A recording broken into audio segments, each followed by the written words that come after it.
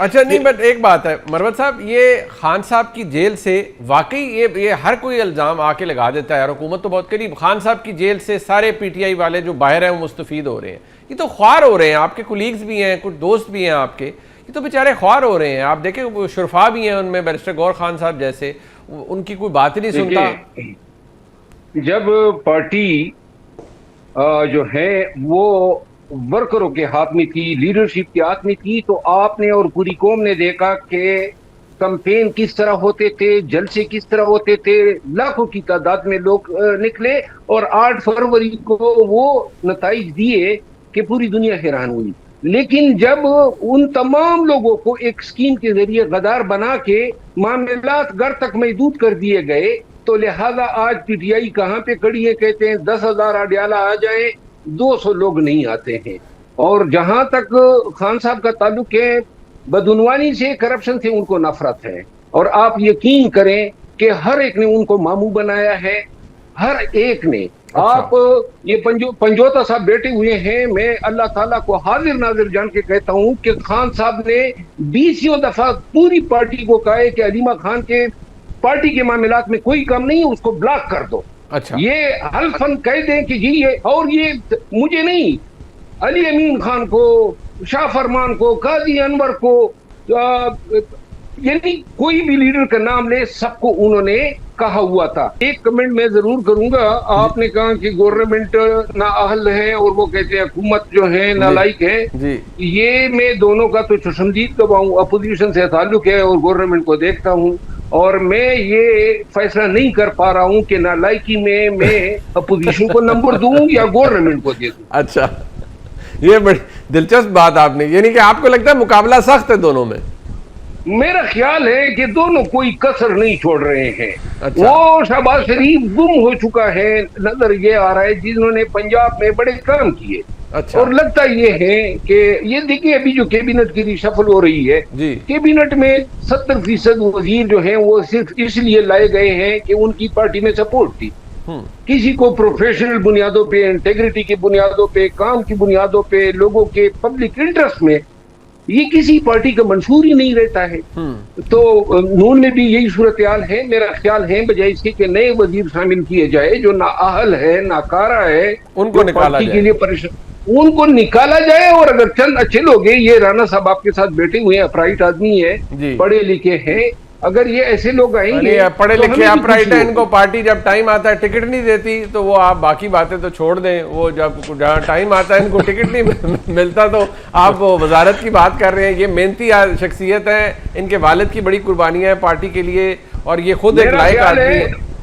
राणा साहब कॉमर्स के minister of state या फिर मनसूबाबंदी में जरूर आएंगे इंशाल्लाह। चलो, आप इनके लिए, हम इनके लिए इज्तिमाई दुआ करते हैं, हम इनके लिए इज्तिमाई दुआ करते हैं। वैसे राणा साहब मैं ये बता दूं, वो पंजाबी में कहते हैं साढ़े तेना रहना, तो हमारे पे ना रहिएगा, हम सिर्फ दुआ ही कर सकते हैं। मैं मरवत साहब, पंजोता साहब भी आपके लिए हाथ उठा देंगे, वो भी आपकी आंख में बोल लेंगे। लेकिन एक बात है पंजोता साहब, मुझे जो लग रहा है ना, ये बात आपको बुरी लगेगी शायद, मुझे लगता है आप लोगों की बस हो गई है। ये मरवत साहब ने भी कहा है, या तो वो कहे ना कि आप कुछ कर पा रहे हैं, आप ना इस हुकूमत को झंझोड़ पा रहे हैं, आपके अंदर तफरीक है, किसी को पता नहीं है। आपने शुरू किया इमरान खान की रिहाई, अब मामला इमरान खान तक रसाई और इमरान खान की दवाई यहां तक आ गया है, बल्कि अल्लाह माफ करे, मुझे तो लगता है इसके बाद कोई और स्टेज आ जाएगी।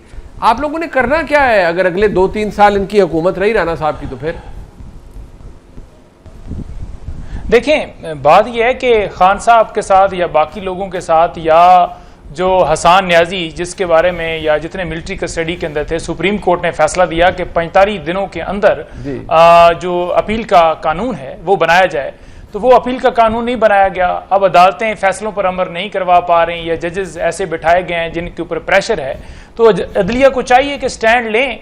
हमारा तो कसूर नहीं है ना कि इमरान खान को हमने जेल में डाला, जिन्होंने जेल में डाला है उनका कसूर है, क्योंकि उनकी पॉलिसी 47 से लेकर आज तक जो उन्होंने अपनाई, जिसकी वजह से आज पाकिस्तान की अवाम 50% गुर्बत की लकीर के नीचे है, 50% अवाम गुर्बत की लकीर के नीचे है, 21 साल की बुलंद तरीन सतह के ऊपर बेरोजगारी है, और 41 साल का रिकॉर्ड टूट चुका है सरमायाकारी के अंदर जो कमी आई है। पत्नी राणा साहब कहां से फिगर्स उठा के दे रहे हैं कि पाकिस्तान के अंदर जो है दूध की नहरें बह गई हैं। अब देखें, बात सिंपल है, आप उठाएं इंडेक्स, इमरान खान के दौर के अंदर क्या पाकिस्तान के अंदर जो है वो बेहतरी नहीं आई? क्या पाकिस्तान के अंदर हेल्थ का निजाम हो गया, एजुकेशन के ऊपर इमरान खान ने जो है वो फोकस नहीं किया? पाकिस्तान के एनवायरमेंट आप जाएं सर्वे करा लें, या आप पारा के अंदर ये हेल्थ का निजाम जो है जो